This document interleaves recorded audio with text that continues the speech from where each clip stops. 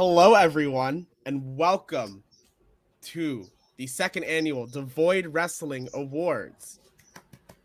Play the award music. These are, of course, the most prestigious awards in wrestling. And here to help me discuss and give the awards are, of course, our co-host, Micah. Micah, how are you from Parts Unknown? I am well from Parts Unknown. How are you, Derrick, from Parts Unhome? It's not unhome because I am home. But home is good. Home is great. Glad to be back. Did you enjoy Christmas? I sure did enjoy Christmas. I got a video game. And then also socks. And then a third present I got was someone stop this bit. Okay, so we could edit that in later. No, but we are here to talk about wrestling. A variety of different wrestling awards that we are going to be handing out to people today. Mm-hmm. Some may be last minute to Derrick's knowledge, but we're here nonetheless. And we're here. I think we should start with what we think the best championship of 2021 is. Started out with a bang. No, that's a tough one.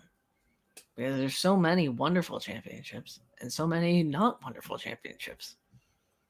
I think one championship that has been extremely consistent over the past year, particularly in terms of quality of matches and bigness of matches, would be the Aew TNT Championship.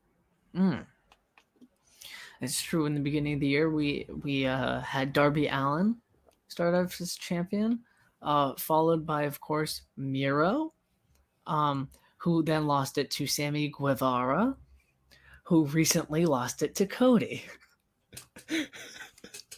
I am so happy that has happened. We can talk about that in the second half of this video, but it is funny stuff. I was actually going to say that the Smackdown Women's Championship is one of the best. It is the best because it started the year with Sasha Banks, then moved to Bianca Belair, right? Yeah, in the main event of WrestleMania. Then to Becky Lynch. And then Charlotte. See, you had me up until you said Becky Lynch. No. I think looking back, it wasn't the best idea, but it definitely was an idea. Certainly better than the way that they got the belt onto Charlotte, which was just here now you. Yeah, I think the SmackDown Women's Championship this year has been really weird because on one hand, Sasha and Bianca was one of the hottest feuds at the beginning of the year, and they got the chance to main event WrestleMania for the SmackDown Women's Championship. On the other hand, they had whatever the fuck that belt handing off segment was. Fair enough. I think that Miro versus Lance Archer at Double or Nothing is worse than the belt handing off? I mean, it created intrigue. People wanted to see that Survivor Series match a lot.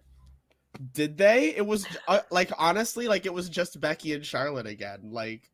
Yeah, but this is different because Becky's the heel now over Charlotte, who's the pseudo heel. But Charlotte's a heel.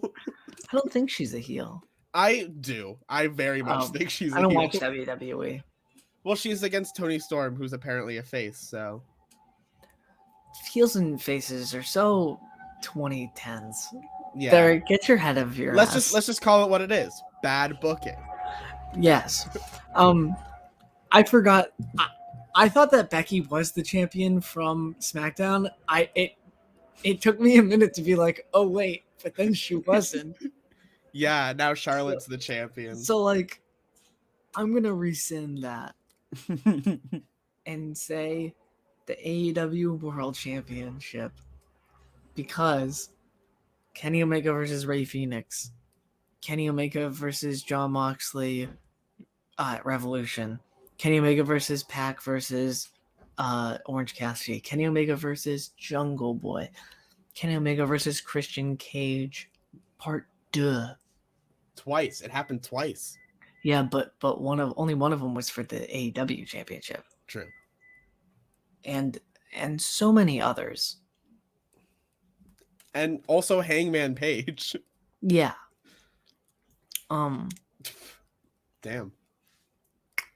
I think that was the most protected singles belt. I think I'd agree with you on that. Because, like, Kenny wasn't booked to wrestle a lot. So every time he wrestled, it felt That's really not important. true. He wasn't booked to wrestle singles matches a lot. He had a lot of tag and trios matches. That's what I mean. He wasn't booked in singles matches a lot. But so anytime he was in a singles match, it felt like a very big deal. But like all of his, and we'll get to this later probably. Yeah. But all of his matches seemed big.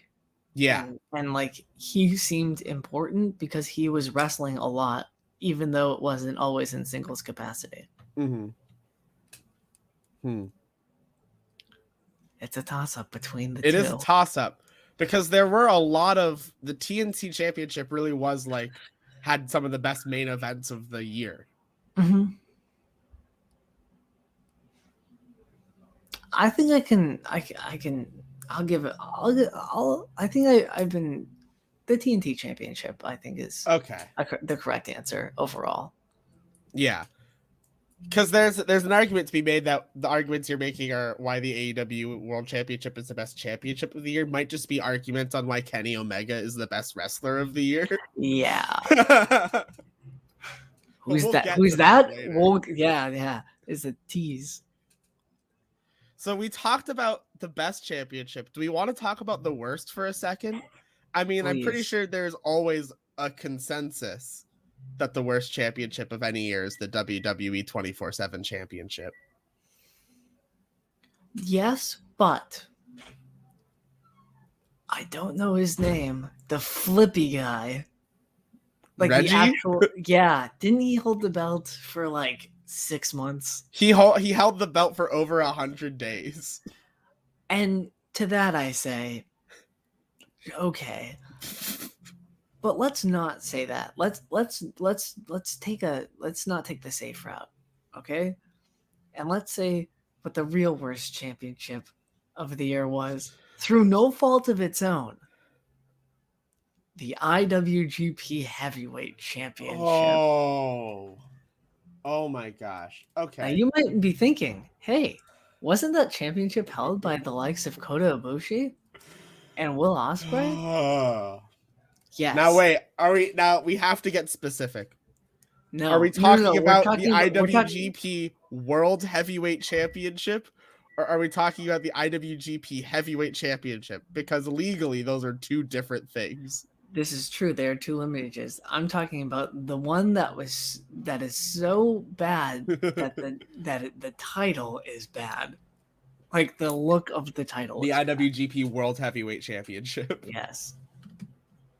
It is. I will give you that championship has been a hot mess this year.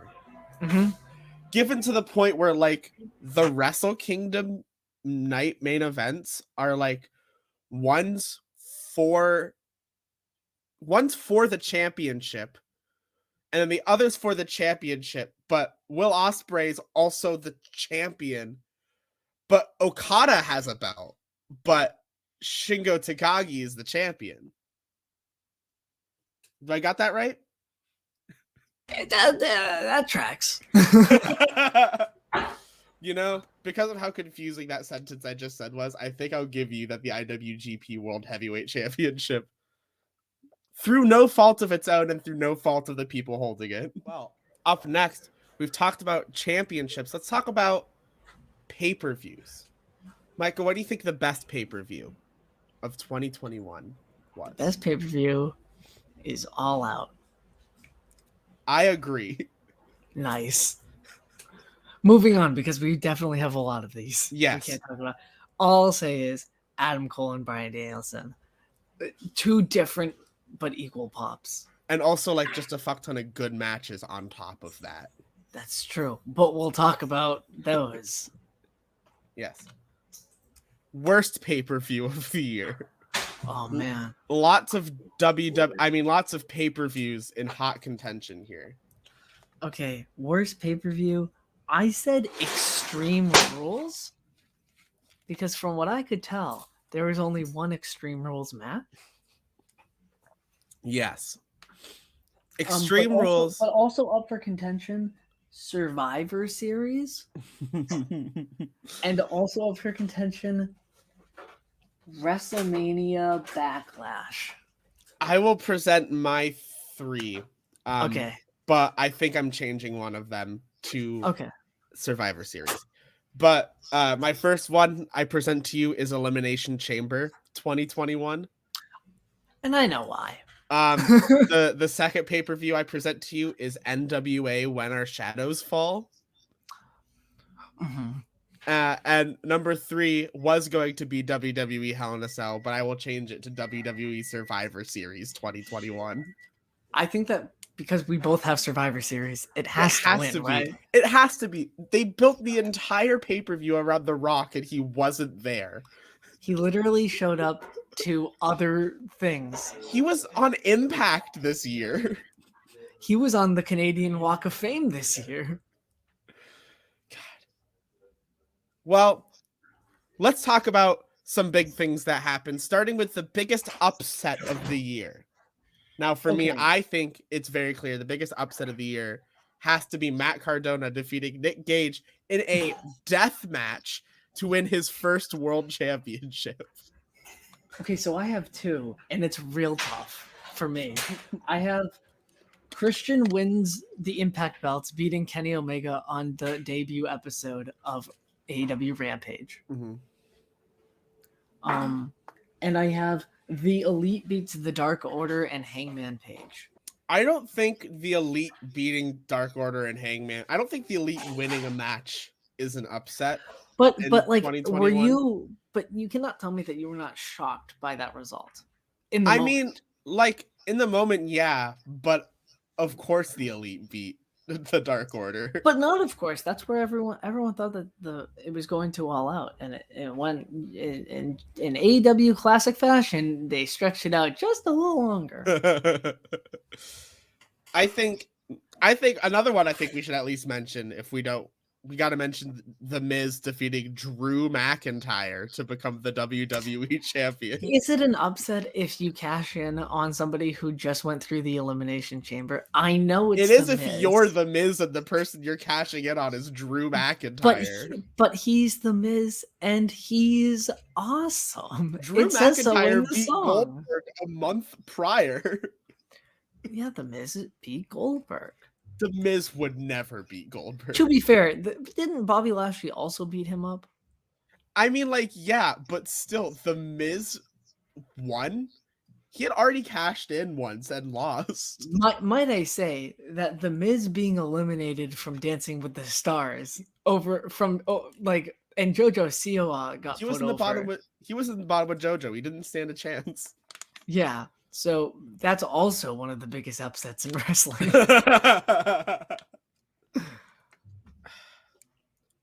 I don't know, because like Cardona, it feels like Cardona in a death match is so out of his element. Okay, that's true. But like Christian. But is Christian winning a world championship in 2021 more of a shock than Zack Ryder winning a world championship in 2021? Well, as our friend Greg Goldman used to say, Christian is a 50-year. That's true. That is true. Goldman has said that in the past. I don't know. I went into the Christian Omega match expecting Christian to win. But the thing is that like Kenny Omega has lost 4 singles matches in all of AEW, and one of them is to Christian. I mean, a point that was brought up on Dynamite recently was that Scorpio Sky has pinned Chris Jericho twice. Yes, but only one of them was in a singles capacity. That's true, but he's the only person to pin Chris Jericho twice. That's true. I don't know. There's a lot of people winning world championships that you wouldn't expect to win world championships in 2021. I guess I'll go with Zack Ryder because that's like I'll go with Matt Cardona because like it was a shock, and then it evolved into the character that he now portrays on many different promotions. It was like the biggest deal at the time too. That was like all over the wrestling news. He got real heat.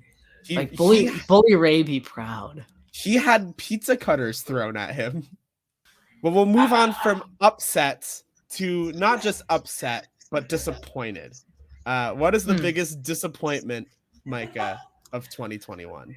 I think this is such a consensus that like this isn't even debatable. WWE batch releases. Yeah, like in the heat of like a pandemic, WWE fired upwards of 50 just like wrestlers on top of multiple different production members, people who worked at the offices in Stamford. I mean, they just released way too many people this year. Yeah. And like this also won the mid-year awards, but like it's like they haven't even been done yet, I guess.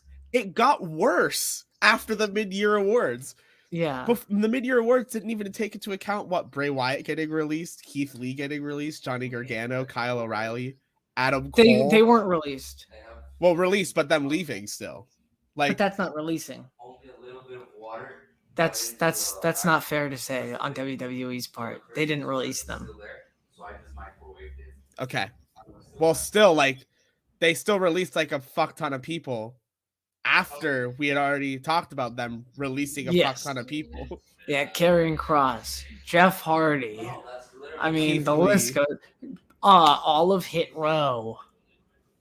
All of Hit Row at the same time, right before I was going to see them on SmackDown. That is not true. Because B-Fab was it?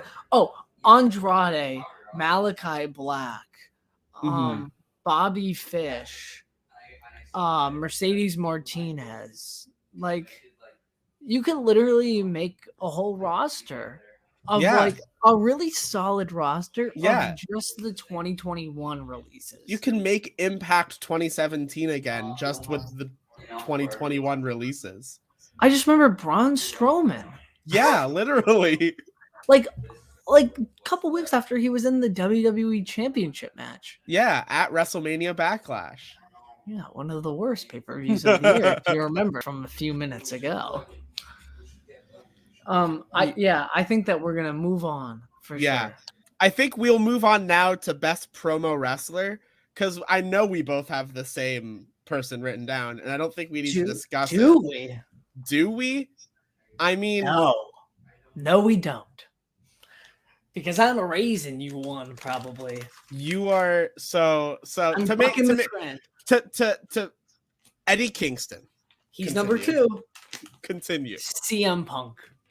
No. I don't think Punk did better than Kingston this year. I don't think okay. I think for the overall year, Punk for these last like few months has done really well. He is a great number 2, I think. But I think overall in the year, Eddie Kingston has put so much into his promos, especially. I know, and I've been flip-flopping between these two for the past like couple of weeks. Like, don't get me wrong, Eddie Kingston is definitely like number 2.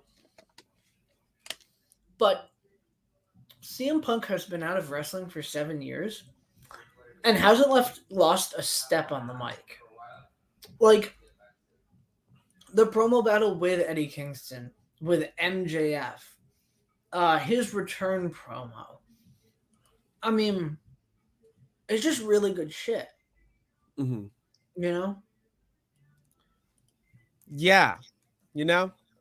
But then also, like, Eddie Kingston this year, like, all of the stuff after Revolution happened. All of the stuff in the Kenny and Kingston storyline. That was this year, right? Yeah. Yeah. All that stuff. All of the stuff into his feud with Punk. All of his stuff in his feud with Miro. Eddie Kingston just every single step of the way excelled on the microphone in this past year.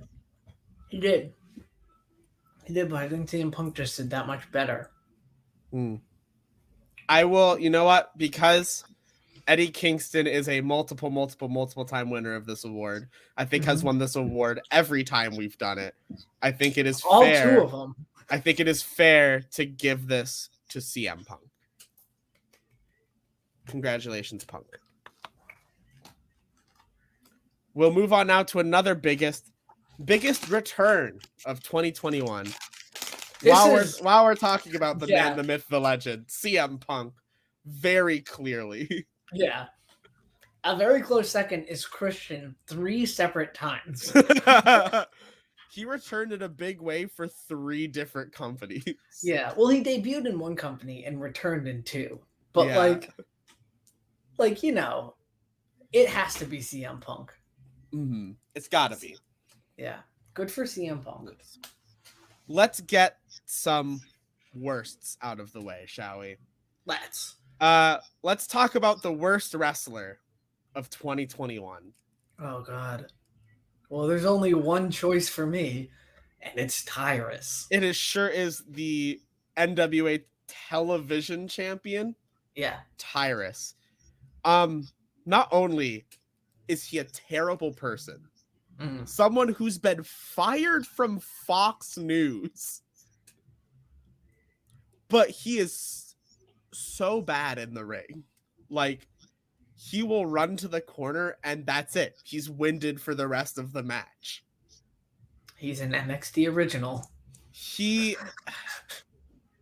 It'd almost be better if he was still the Funkasaurus. Yeah. Just Tyrus. And while we're on this subject, fuck Jackson Riker. Anyways. He wasn't on television enough to be the worst. I don't know. He was on fucking Main Event when I was at Raw, and it was pretty bad. God. All right. Speaking of worst things, worst match of the year. Oh, man. Well, how can it be anything but Ethan Page versus the Karate Man? It can be worse than Ethan Page versus the Karate Man, because this year, in the year 2021, there was a lumberjack match where every lumberjack was a fucking zombie. Okay, but Ethan Page fought himself in a green screen high school final project done on the last night. John Morrison, I think, got eaten by zombies.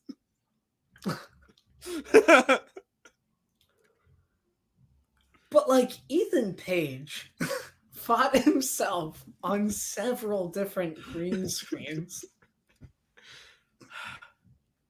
Wrestling's the worst. Wrestling is the worst. Oh my god. But just how is it not? I mean, Dude, it really is so bad. When Ethan Page himself was like, fuck Impact, this is not how I wanted it to happen. Like, Ethan Page says it's the worst. And he was both of the competitors in the match. It was a win-win no matter what. Worst angle. Oh. I know I'm going to have to concede on this one. But for me, it's American Top Team versus the Inner Circle. Yeah. I did not care at all. But see, here's the thing. Mm-hmm. So, Survivor Series 2021. Vince McMahon arrives with an egg, which without any context, everyone gawks at. The egg then goes missing, and Vince McMahon says, if you can find either the egg or the person who stole the egg, you get a WWE Championship match. Sami Zayn found the person who stole the egg, and then it was Austin Theory, and then Austin Theory was like, but I wanted to take a selfie with it. And then Austin Theory got the WWE Championship match. It's Vince's egg. Vince's gosh darn egg. Okay, that is worse. that might be the worst angle. But Micah, what was the worst promo segment of the year? The worst promo segment? There were a lot of awful promo segments this year, and I think we need to talk about the worst promo segments. All right, hit me with one. All right, so on my list, I have number one above everything else, whatever the hell the thing was with Shane McMahon and Braun Strowman. You know, the one where, that was this year. That was in the lead up to WrestleMania. Oh my god. I also have Cody Rhodes saves America and solves racism. Mm. And then I have the weigh-in from the next week. On my list is Cody says, "Please like me. I'm so nice." Which I think you were in person for. Yeah, was that the one where he threw his shoe into the crowd and I almost got it? Sure is. They don't like him, Micah. Yeah, I sure was there for that. We booed Makes the you hate- shit out of him. Yeah. Should it? I'll give it to Cody solves racism. Cody solves racism. And I love Cody. We'll get to that. 3-time TNT champion.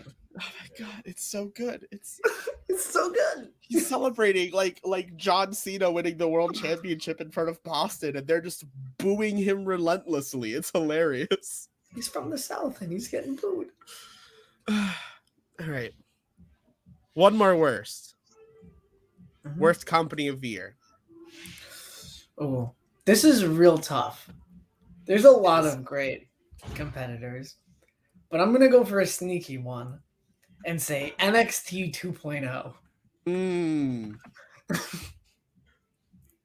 Is that part of WWE? Yes, but like SmackDown isn't horrible, right? You were there. Did you watch the vlog? That show sucked.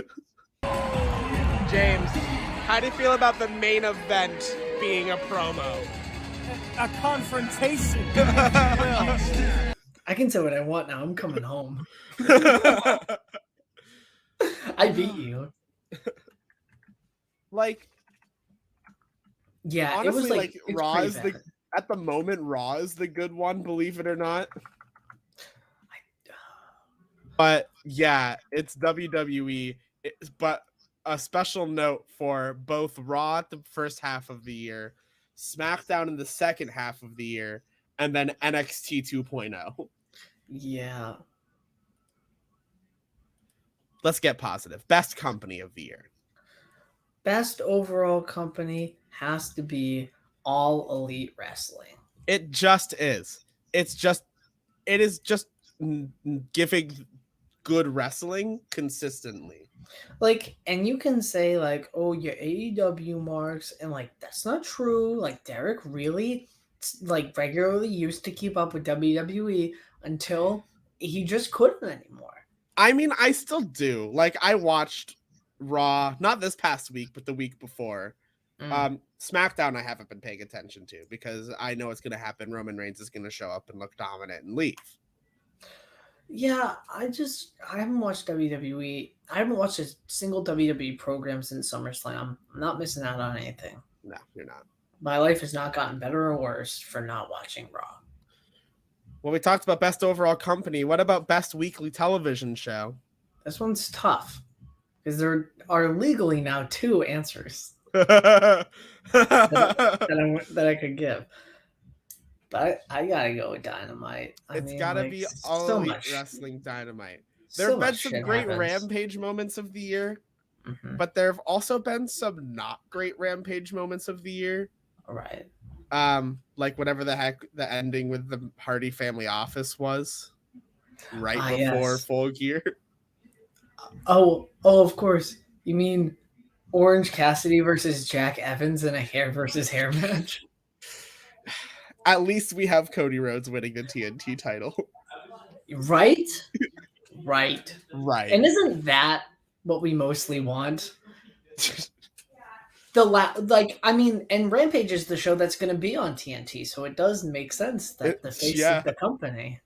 The face of TNT is the TNT champion once again. Yeah, Sammy Guevara, who? Nah, Sammy Guevara is buried. Mm-hmm. Best angle of the year. Ooh. We talked about the worst angle. What's the best angle? Well, Kurt, obviously. But I saw him live. Micah, play the thing. You suck! You suck! You suck! You suck! You suck! You suck! You suck! Nice. It's got to be Hangman and the Dark Order versus the Elite. Yeah, I said like Hangman's rise to the championship. Mm-hmm. And a close second is Moxley versus the Elite or Moxley versus Bullet Club. Because I mean Kenta and stuff.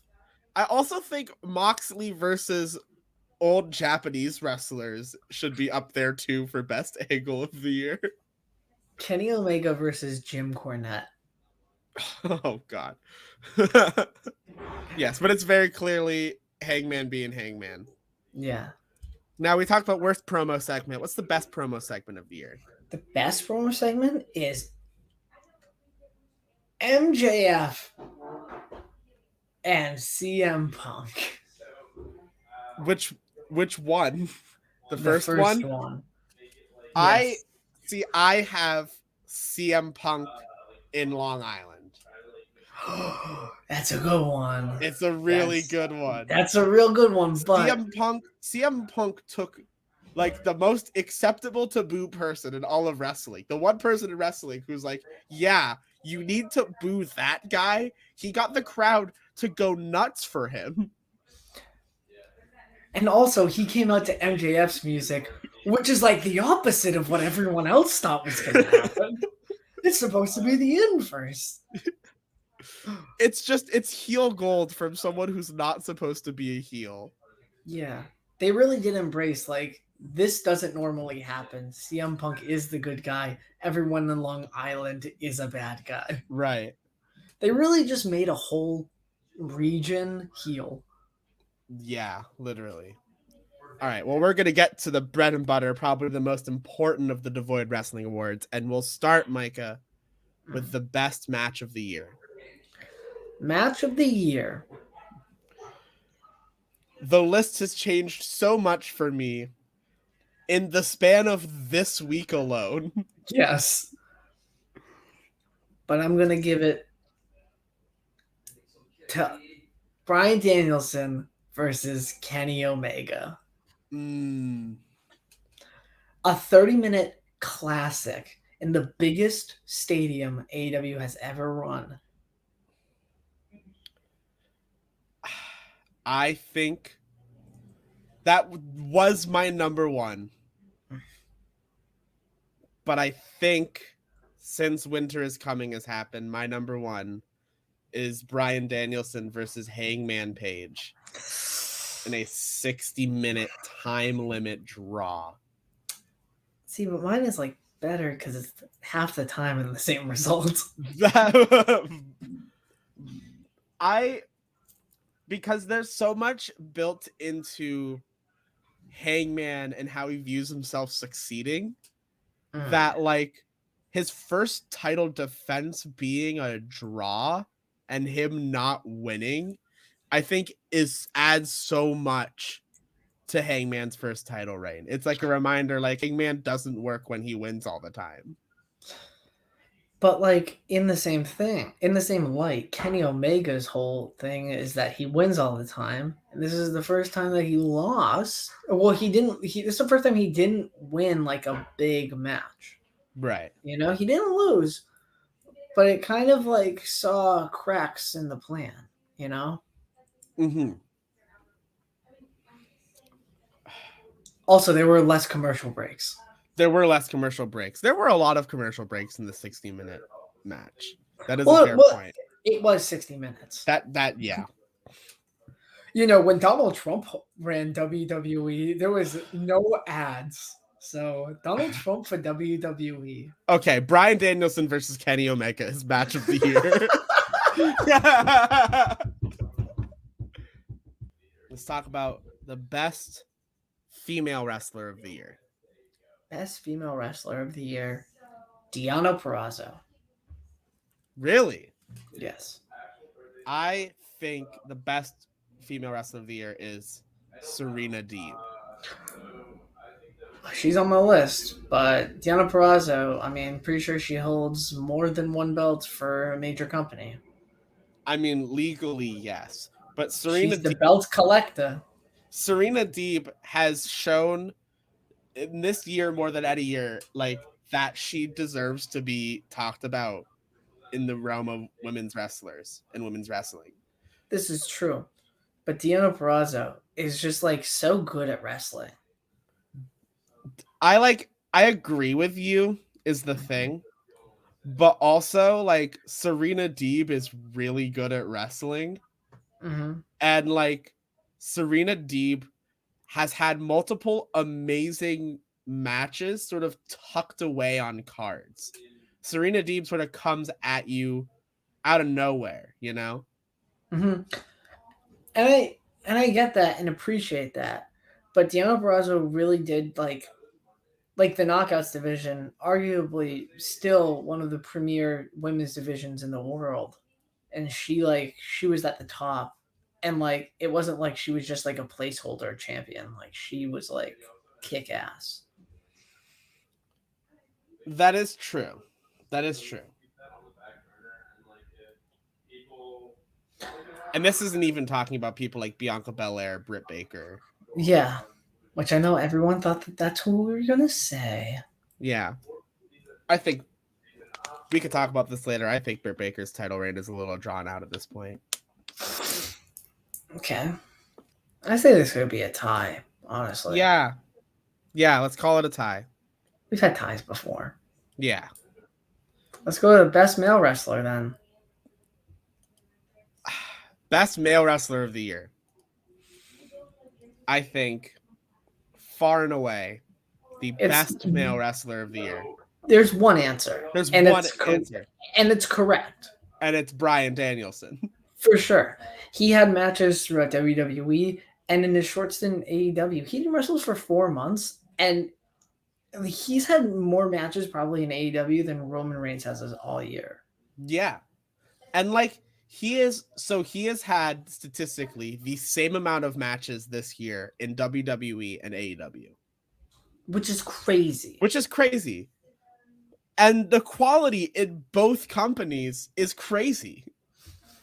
The triple threat of Mania was really good. His last match with Roman was really good. The Elimination Chamber match was really good. The Elimination Chamber match was really good.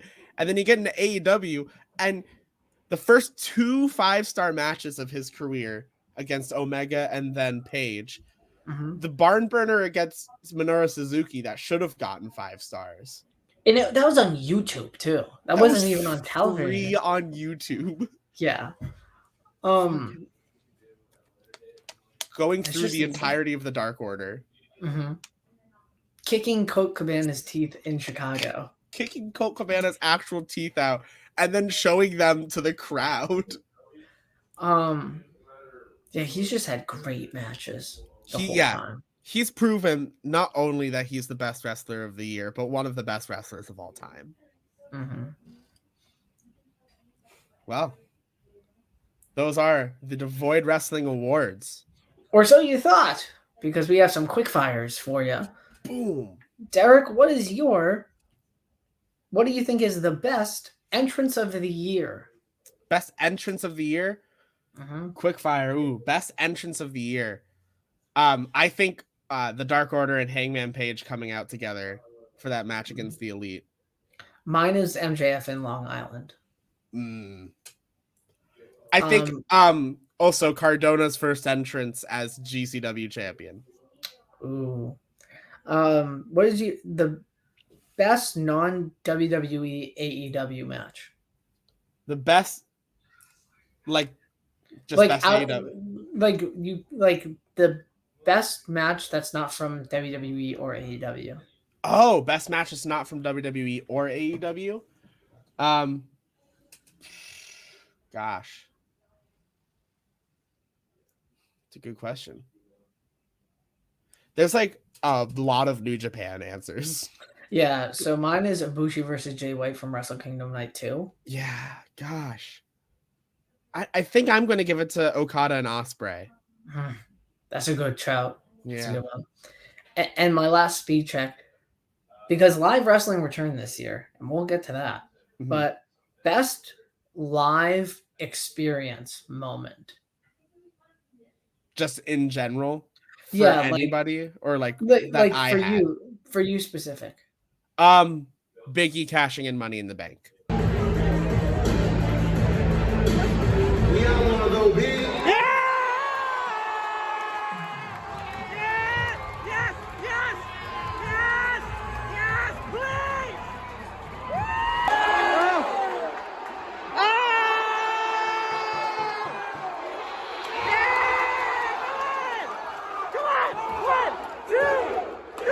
And becoming the WWE champion.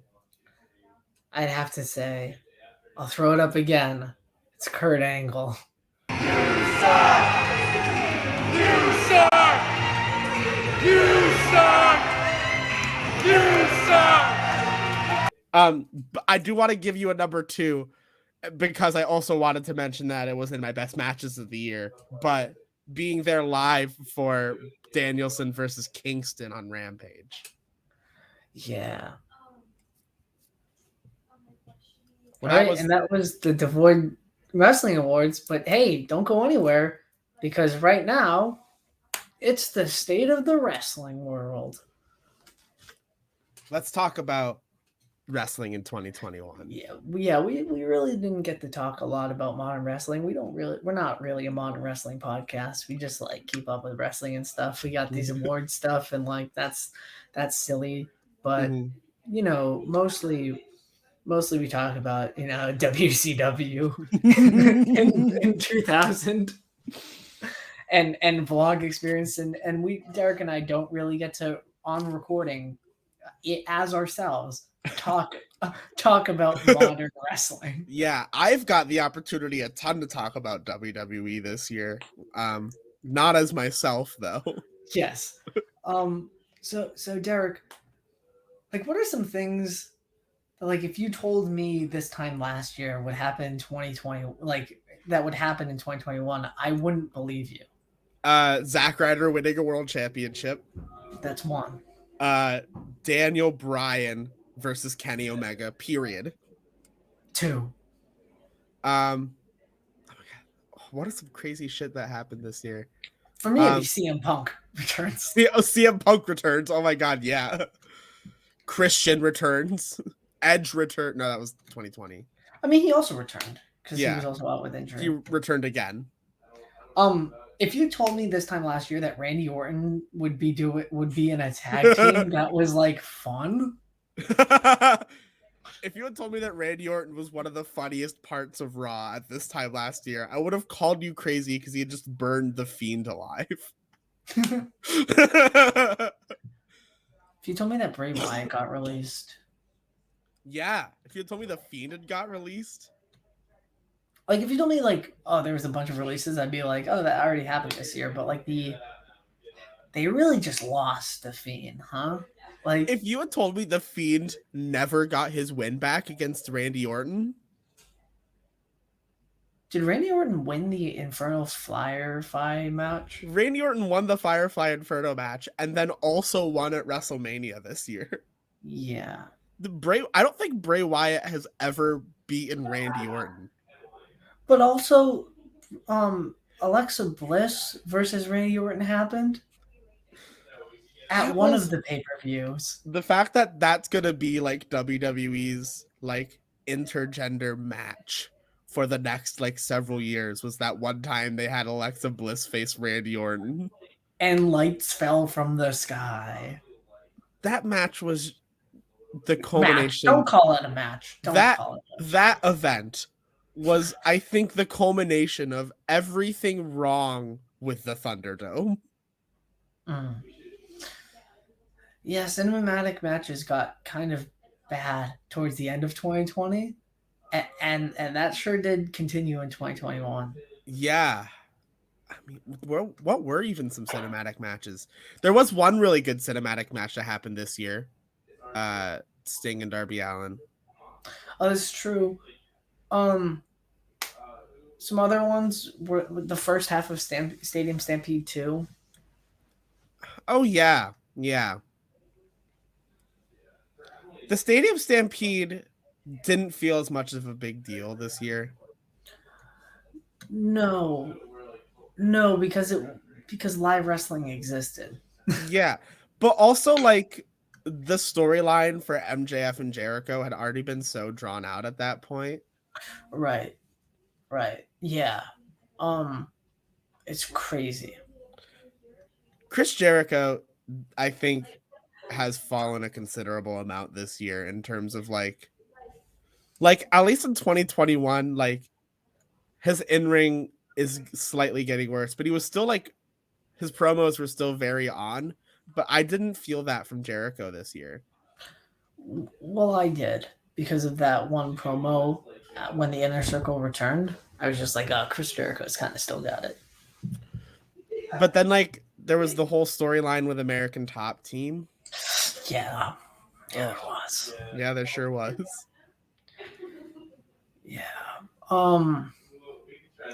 I guess we could talk about let's talk about like the rise of AEW this year, because like AEW obviously like it's a promotion I support the most. Mhm. But it really felt like this year was like the year that AEW became mainstream, and that's because they signed everybody, but they signed a lot of like really big stars. Like obviously the CM Punk, Adam Cole, Bryan Danielson, Red Dragon. They signed so many. Malachi Black, Andrade El Idolo, Jose the Assistant. I mean, they signed so much people that they almost had to make Rampage at this point, right? Yeah. They signed so many huge names that they had to make a second bigger TV show. But like, and that's like a big flaw that AEW has too, is that like, you know, you can just say like, oh, look, it's WWE from like 2018 to NXT from like 2015 is just what AEW is. That's like, I mean, like, if you go back to like 2017, 2018, you could just say that about WWE, like, oh, it's Impact from 2013, is Ring of Honor from 2015. Like every major promotion hoards talent from another promotion. Like, I saw a ton of people saying that like AEW is at fault for Ring of Honor closing.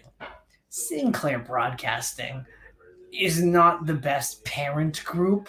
Yeah. Also, you tell me what happened in Ring of Honor this year. Yeah. I don't know what happened in Ring of Honor this year, actually. The only thing I can think of is them closing down and Jonathan Gresham winning the world title at their last show. Right. And like, it's sad because like a lot of people did lose their job. A lot of people, like, I think it's Ian Rabaki. Riccaboni. Yeah, like I love his commentary, and like he should go somewhere. But like, I mean, Ring of Honor was falling off hard the past like couple years. It was in the pandemic. Like, it's not AEW's fault that the pandemic happened. I mean, I would say like if someone says like AEW is at fault for Ring of Honor ending, I'd say like yeah, but not for that reason, because like Ring of Honor helped with All Out or with All In. Ring of Honor, like they were all brought together and known on mainstream TV from Ring of Honor, and then they all left Ring of Honor and then did this. But that's also not true because they also all did New Japan. I mean, that's true. like Kenny Omega was not a star, was like not really on Ring of Honor stuff because he was Right. doing New Japan. It was more Cody and the Bucks. It was, yeah, Cody and the Bucks and Hangman, really. Yeah. And like before they got taken up by NXT, Adam Cole and Red Dragon. Yeah. And yeah, it's really tough. I mean, and all like the internet rumors about like this person's gonna leave WWE, and then everybody's saying, well, they shouldn't go to AEW, their roster's too stacked, or the other half saying, go to AEW, you will be treated better because there aren't enough people on the AEW's roster anymore. It's just insane. I will say, I think for chatty bitches, this has been the best year in wrestling. I think for catty bitches, it's also been the best year for wrestling. This is like, this is, I know that like on other shows, I'm Toxic Micah, but like this is like the year that I finally realized like how toxic the wrestling community is, because I just thought it was just like, oh, it's like a couple people in some YouTube comments who are just like, really weird, but like everybody's opinion on like wrestling stuff is so like it's either my way or you're stupid and I hate you. And like it's such like a like we've got a really good circle of like friends to talk wrestling with now, and like which has extended past like recording, and like I talk to like the Brainbuster Boys, Matt, Graham, Marsh, Bishop to a lesser extent, and like we're civil towards each other even when like we're saying like I don't know what the fuck you're talking about, like we're still like nice. And Right. like for whatever reason the internet is just like, hey, being nice, how about I'll say the N-word? And like that's just like a thing that happens. Like that's not even a joke. That will just happen. Like this past week on Dynamite, there was just some guy who like had a transphobic sign about Nyla Rose, and like he was just like, I mean, I paid $500. I might as well be able to hold up my sign. Like, was he expecting support? Was he expecting other people to be like, hey, I get it, because she's trans, right? Like, what the fuck? I think that, yeah, especially with the internet being a lot more willing to call toxic people out in the wrestling community this year, I think it's really been more of an eye-opener, like how toxic it is. Mm-hmm. Like, you on the Brainbusters got to play a very toxic person, and like who had like redeeming qualities, but like the essence of Greg Goldman is like being toxic. I mean, yeah, Greg Goldman literally was like the creation based off of some toxic asshole on Twitter. Yeah. And it didn't help that like anytime anything would happen, he would just be like, WWE bad, Vince sucks. But like Greg Goldman really is like the summation of the wrestling community, of somebody who is very hypocritical and doesn't know what he wants. Almost like we're not wrestling bookers, we're fans. Yeah. Like I try to equate this to like we're so used to now, especially being like us two in particular, we're so used to now of things happening in a way that it just kind of works out for us, like Marvel just kind of does a thing, and then we're all just like, yeah, I'll see it 5 times in theaters and it's gonna make $5 billion at the box office. Right. But like episodic television in front of a live audience, and like I've never seen a community hate something so much. And like there's only so many wrestling fans, I mean, how many people watch Fox? How many people watch Smackdown? Like that's probably like the most wrestling fans that there are. You know, there's probably Yeah. like 3 million. Let's just say It's 3 million. 2 million. Even worse, 2 million. It's such a gatekeeping community. Like, hey, you don't know this, so like you're stupid and your opinion doesn't matter. But that's Think really of- dumb. Like, remember at the beginning of the year when they were doing all the Bad Bunny stuff Yeah. in WWE, and like the entire internet wrestling community was like, "Who the fuck is Bad Bunny? This guy's not famous. Who cares? All this is awful." But like, Bad Bunny's one of the hottest celebrities out there today. Yeah, literally, that is saying who the fuck is Bad Bunny? He's not a celebrity is literally white privilege. It's literally wrong. Yeah, like Bad Bunny, I knew who Bad Bunny was, but that's because like I'm on top of the Latin community. But like that's not. But like he's such a big artist.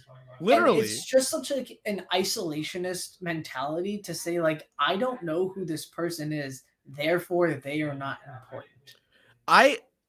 This is on Reddit the other day. I saw, I think, the funniest post of all time, which is, I think it's funny that people hate wrestling, but yet they still spend money to watch The Rock's movies.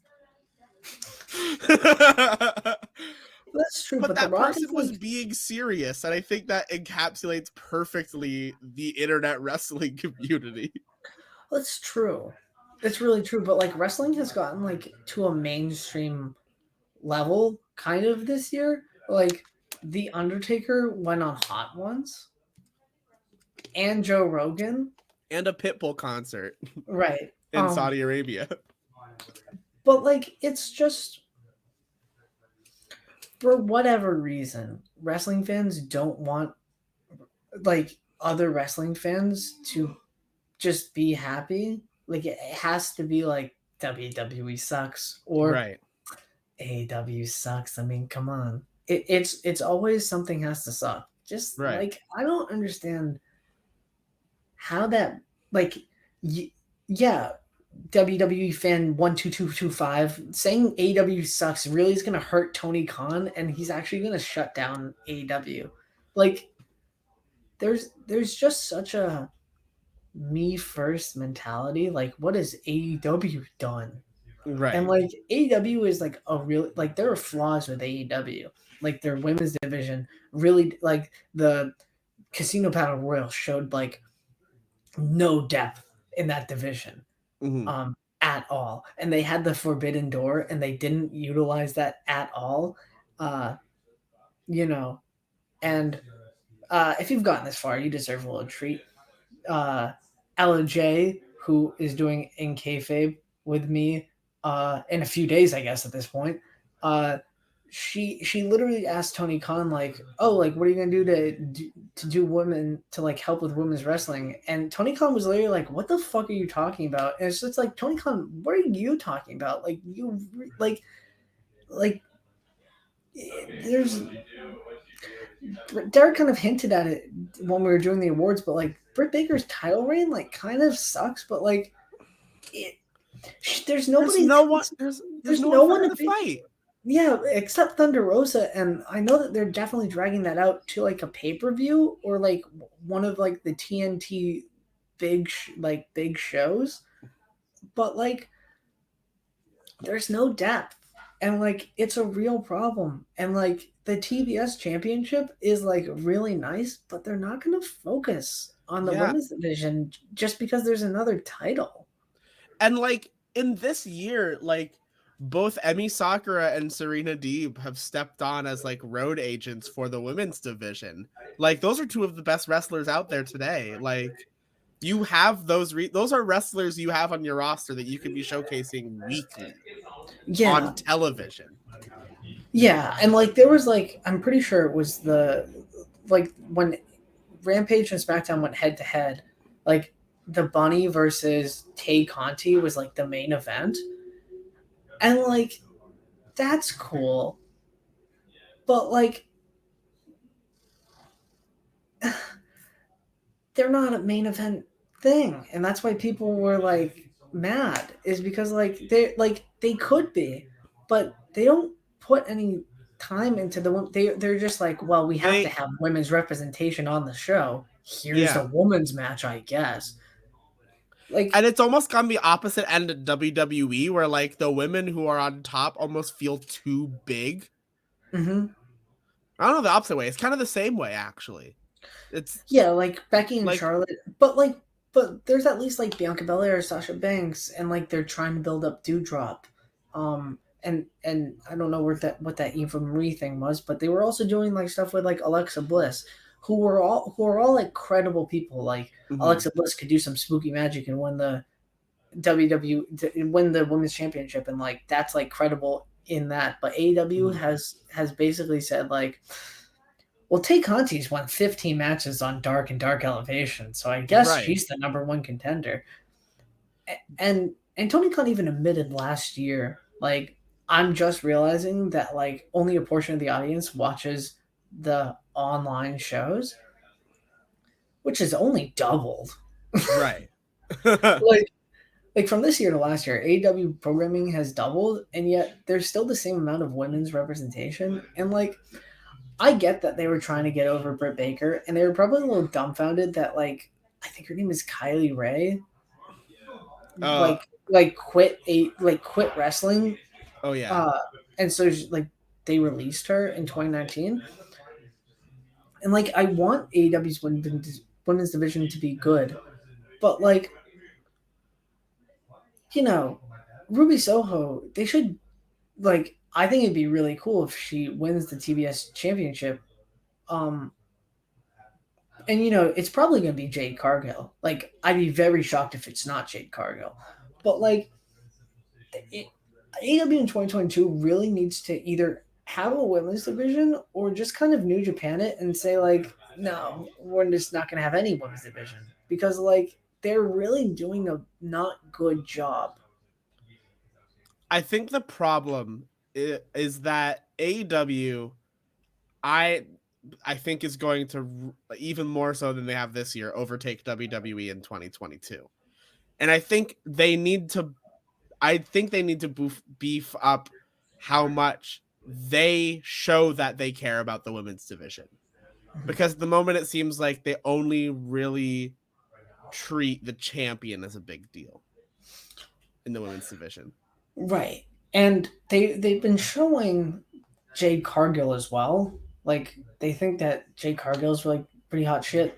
Mm-hmm. But like, AEW started with like a huge influx of like Ring of Honor and New Japan men.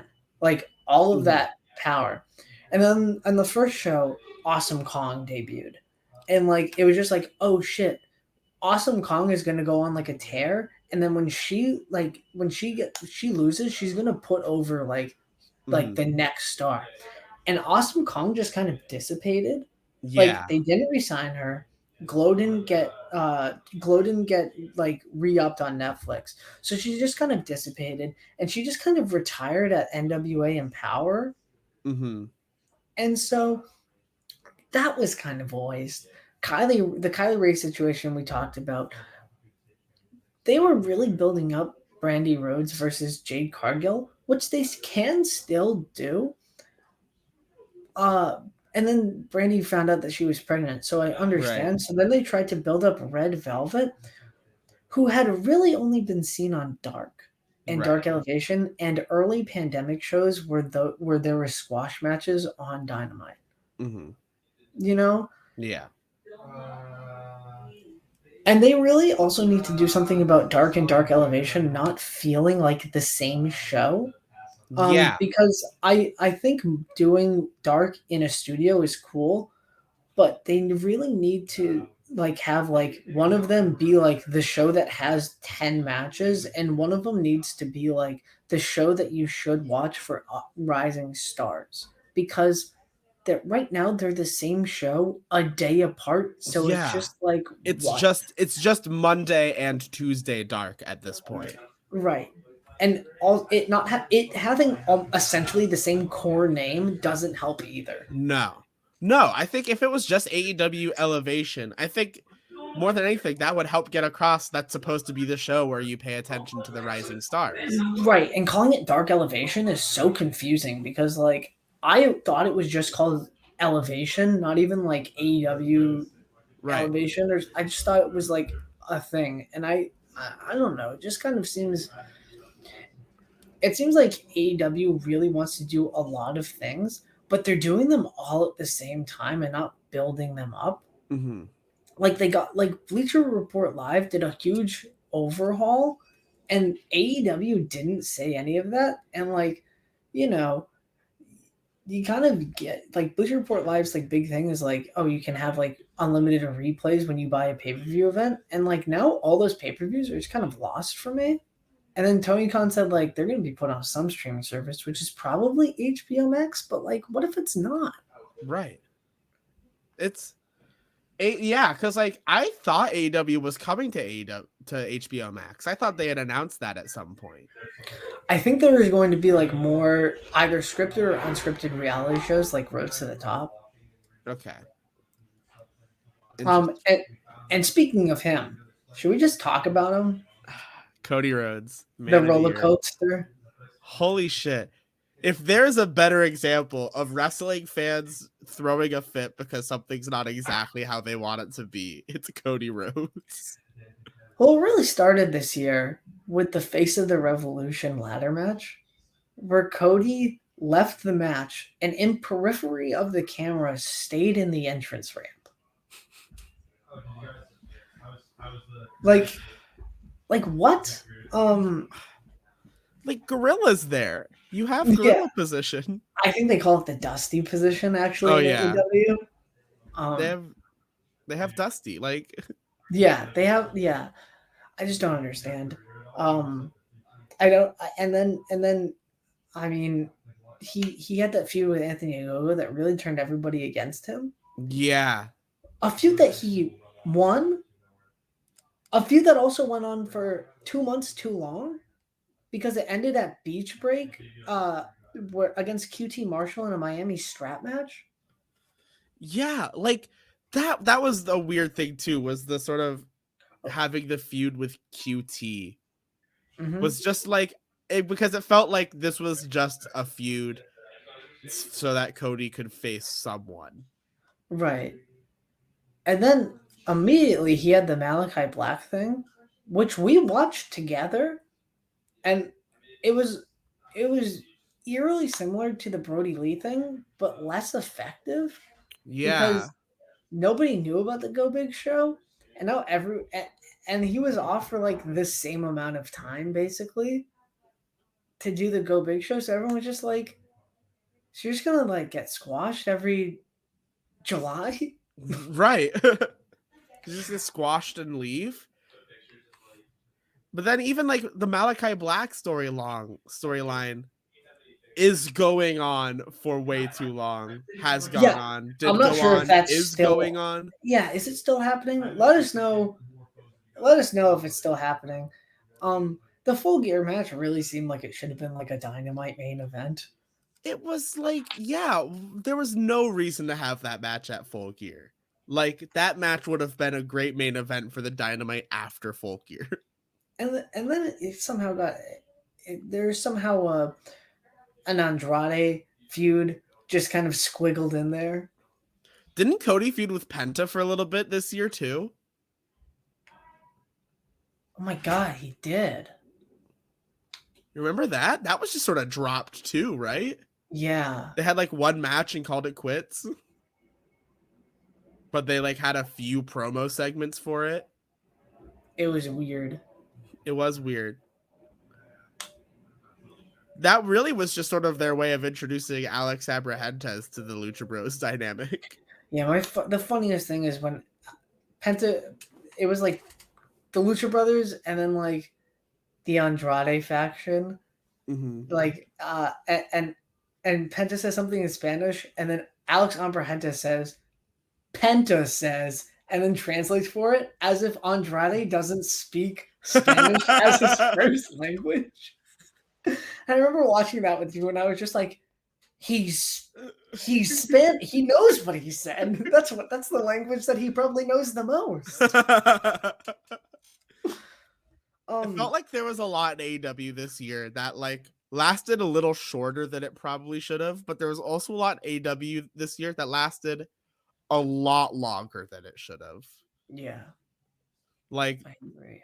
multiple Cody storylines, multiple of Jericho's storylines this year lasted way too long. Mhm.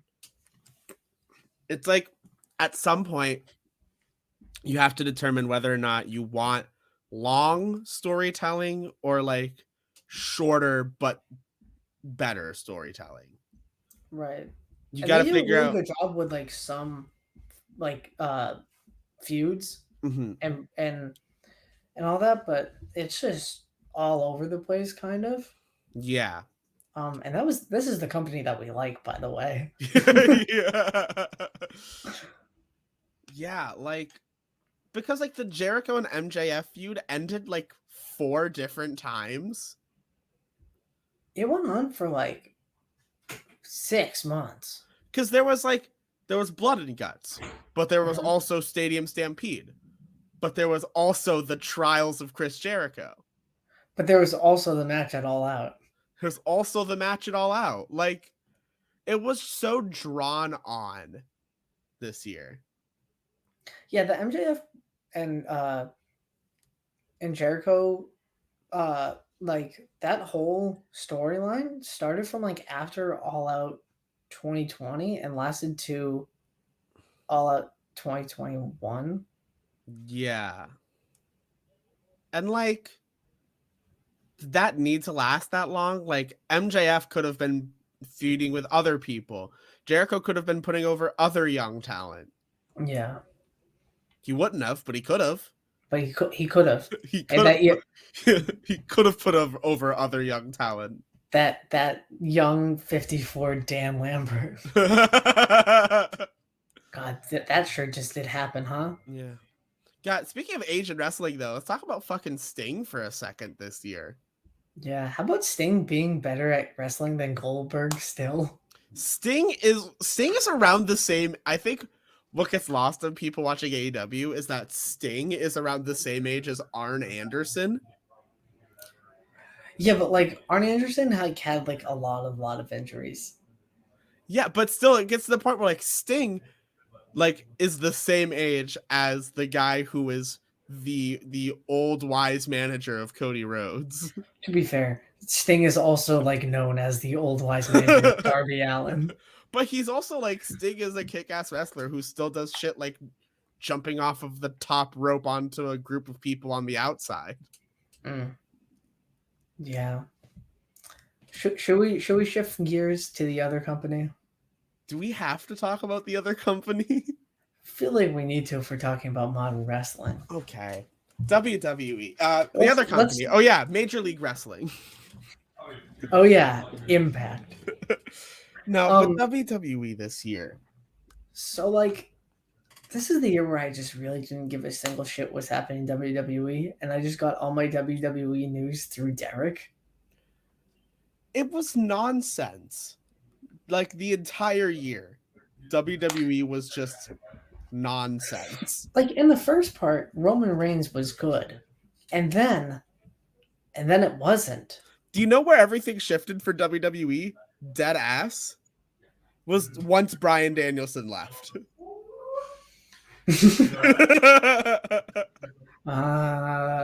Yeah, it was really weird watching WrestleMania. No, like I had gotten vaccinated the first shot. By the way, I gotten the first shot 2 weeks before, like a week and a bit before, Right. and I was just like, I don't know, should we be doing this stuff?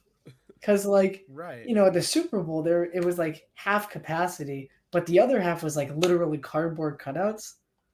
And like even the weather didn't want WrestleMania to happen. Literally. I forgot about that. There was a literal rain delay for WrestleMania this Samoa year. Joe in a poncho. Was one and of the then probably one of the released- better parts of WWE this year. Samoa Joe in a poncho, and then they released him like 5 days later. Fucking God. Yeah, we touched on it briefly, but like WWE releasing people, like, and all the speculation from everybody but us about will they sell, Right. will Vince McMahon transfer power over to Triple H? Nick Khan, Stephanie. It's staying with Vince until he dies, and then it's going to the highest bidder. Yeah, that's actually a very fair way to think about it. That's what's happening. Like That's- WWE yeah. is in his estate, and it's not. It's Yeah. Like I understand if you like WWE, that's cool. If you can find joy in it, I'm very happy for you. I don't understand how WWE has been on television for so long and still can't understand basic television mechanics. I like this year. The reason I watched WWE switched a lot. Originally I watched WWE because I liked WWE. This year I sort of watched WWE because I like having wrestling on as background noise, and it's on different days than AEW. Yeah, I mean, wrestling's on like every day of the week now. Like a real wrestling show is on like every day Yeah. now. And like it's crazy because Raw has changed a lot in the past year, before and after the brand split. But SmackDown has been like the exact same. Like SmackDown this year has been Roman feuds with blank, and then some other stuff happens. Like, I think a big example of this is Shinsuke Nakamura's Intercontinental Championship reign. That Shinsuke won the title, and it was like treated as a kind of big deal when he won the title. But then like the brand split happened, and he like doesn't have anyone to defend it against. Like they had a 4-way, that was fine. They had this 12-person gauntlet match for the number one contender for day one, but like half of those people were tag teams. Like half of that was Angel Garza and Humberto Carrillo, Eric and Ivar. Like, and then it's like Jinder Mahal. Oh, Ricochet's there. You at least get Ricochet. That's nice. You like Ricochet? Yeah, you could have Ricochet. But like, it's just Shinsuke Nakamura is the Intercontinental Championship. You know, that belt that Shawn Michaels held. You know, that belt that Bret Hart held. You know, that belt that Triple H, Stone Cold Steve Austin, The Rock. Shinsuke Nakamura is holding that championship. And Rick Boogs is the biggest part of every time Shinsuke Nakamura comes to the ring. That's not fair, Derek. That's not fair. Pat McAfee.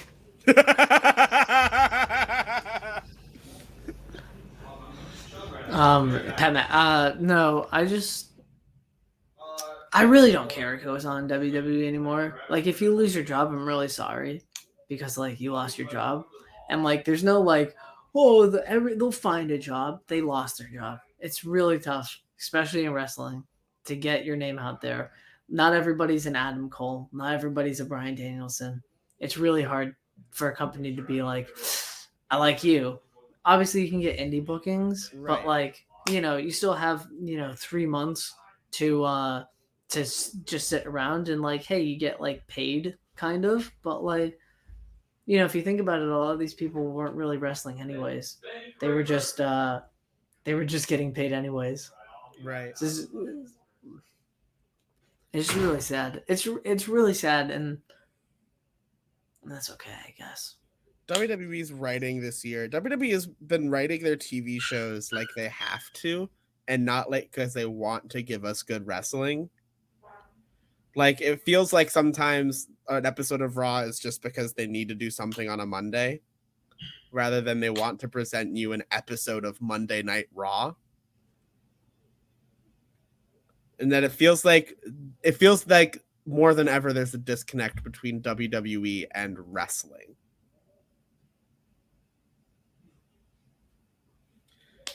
Which was highlighted by fucking the 10 minutes of wrestling I got to see when I went to the 2-hour live Smackdown. Like, I sat there and watched commercials on a screen and paid $30 to do it.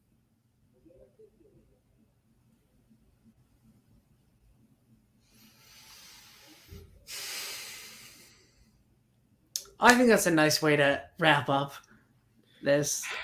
You know, I did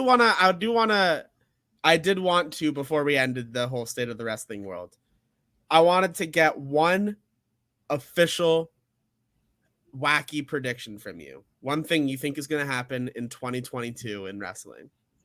One thing I think is going to happen? Yes. One thing you think is going to happen, but like it's a bold prediction.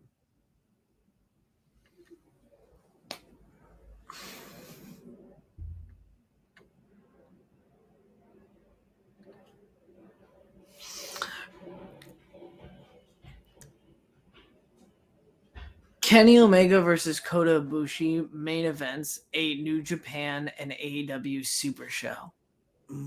That's a good prediction. My official prediction, I will leave us off with this for 2022, is that I believe that by the end of 2022, Cody Rhodes will have won the All Elite Wrestling World Championship.